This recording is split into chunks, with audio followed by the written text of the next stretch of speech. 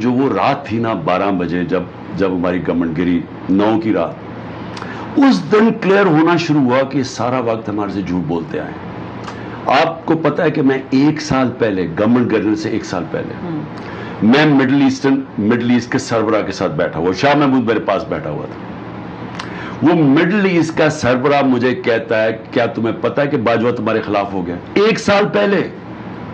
میں حیران, ہم تو ایک پیج پہ ہیں. اس نے کہا نہیں وہ اب تمہارے ساتھ نہیں ہے. میں شاہ محمود کی طرف دیکھا, وہ میری طرف دیکھ رہا ہے. ہم نے کہا ہمارا تو بڑا اچھا رہا. اس نے پھر کہا وہ تمہارے ساتھ نہیں ہے. اب جب ہم پیچھے دیکھتے ہیں تو یہ سال پہلے سے گیم شروع کی تھی. پھر وہ ان کے نیچے انتخابات کیسے قابل بھروسہ ہوتے تھے؟ سن تو لینا, میں یہ کہہ رہا ہوں کہ تب میں بلیو نہیں کر رہا تھا. اچھا, جب ہم پیچھے دیکھتے ہیں, جب ہماری گورنمنٹ گری, اس کے بعد ہم دیکھتے ہیں جھوٹ پہ جھوٹ بولے گئے ہمارے سے. سارا وقت جب میں پوچھتا تھا, میں نے ایک دن جنرل بھائی میں نے کہا آپ شہباز شریف کو تو نہیں لانے کی کوشش کر رہے ہیں, کیونکہ مجھے وہ آئی بی کی طرف سے, وہ مجھے جو آئی بی کا ہیڈ تھا وہ مجھے ٹیکسٹ بھی نہیں کرتا تھا, وہ آ کے خود بتاتا تھا, کیونکہ اس کو ڈر لگا ہوا تھا کہ یہ مانیٹر کر رہے. تو مجھے کہتا کہ یہ شہباز کو لانے کی کوشش کر رہے ہیں, پورے مذاکرات, فادر ان لا بیچ میں پڑا ہوا ہے, وہ محمد وہ جو احمد ہے اس قصور والا, وہ جا کے گو بٹوین بنا ہوا ہے, احمد خان, اور بعد میں پتا چلا ڈکی میں بھی شہباز شریف پہنچ گیا تھا وہاں. تو میں نے اس سے پوچھا, میں نے کہا اس کے اوپر 16 ارب روپے کے اوپن اینڈ شٹ کیس ہے ایف آئی اے کا, 8 ارب کا اس کا کیس, وہ پاپڑ والوں کا, وہ جو فیک اکاؤنٹس کا. میں نے کہا تم اس کو سوچ تو نہیں رہے وزیر اعظم؟ ہو سکتا ہے شریف میرے سب سے بڑے دشمن ہیں, وہ ایسے اتنے سیدھے منہ سے وہ جھوٹ بولتا تھا. میں نے سمجھا یہ نہیں, واقعی یہ نہیں, یہ کہہ رہا. پھر مجھے جب چیزیں پتہ چلتی رہی, ہمارا جب کوئی مہینہ پہلے ہوگا, میں نے پھر اس سے کہا, میں نے کہا مجھے اگر آپ یہ گورنمنٹ گرانے لگے, آپ کو پتہ ہے اکانومی کسی سے سنبھالی نہیں جائے گی, کیونکہ ہم نے بیلنس کر رہے ہیں, ایک کموڈٹی سپر سائیکل ہے, انرجی قیمتیں دنیا میں اوپر چلی گئی ہے, یہ بڑا ہم ڈیلیکٹ بیلنس کر رہے ہیں اپنی ساری اکانومی کو. تو میں نے کہا یہ کسی سے سنبھالی نہیں جائے گی. شوکت ترین کو بھیجا اگلے دن, اس کے ساتھ بیٹھے باجوہ کو سمجھائے کہ یہ اگر پولیٹیکل ڈی اسٹیبلائزیشن میں کوئی اکانومی نہیں سنبھالے گا.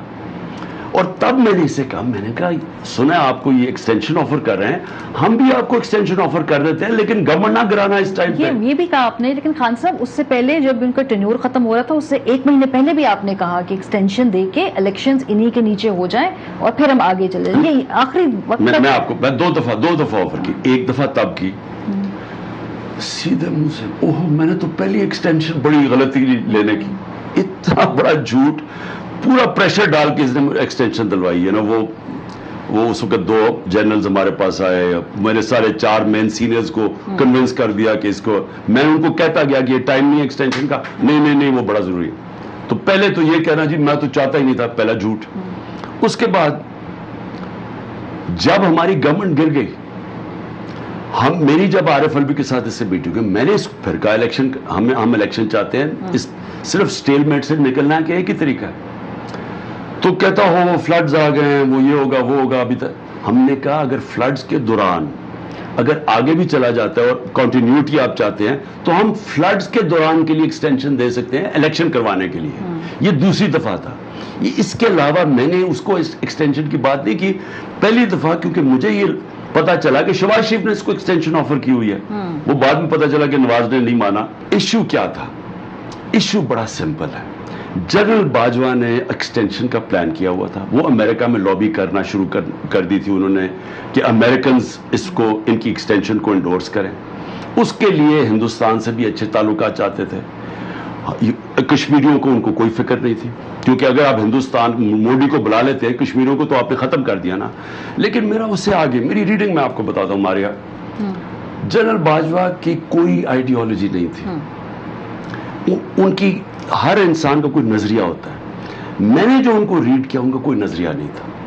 یعنی ہندو اگر کشمیری جاتے ہیں تو وہ جائیں, اگر اس ملک میں بڑے بڑے ڈاکو ملک کو چوری کر کے پیسہ باہر لے گئے. اب ان کو ساروں کو پتا تھا, یہی جنرل باجوہ کو, یہی آئی ایس آئی کو پتا تھا کہ نواز شریف اور زرداری نے کتنا پاکستان کا پیسہ چوری کر کے باہر لے کے گئے. مجھے پریزنٹیشنز دی ہوئی ہیں پچھلی آئی ایس آئیز نے. ان کو ساری ڈیٹیلز تھیں کہ انہوں نے کتنا پیسہ چوری کیا ہے، اور جو پبلک میں نہیں آتا، ان کے پاس اور ڈیٹیلز ہیں کہ انہوں نے کتنا پیسہ چوری کیا، اچھا۔ اور ان لوگوں کو وہ NRO دینے کے لیے تیار ہو گئے۔ بات صریحت یہ ہے کہ اگر آپ کا کوئی نظریہ، کوئی موریلٹی ہو، کوئی سینس ہو،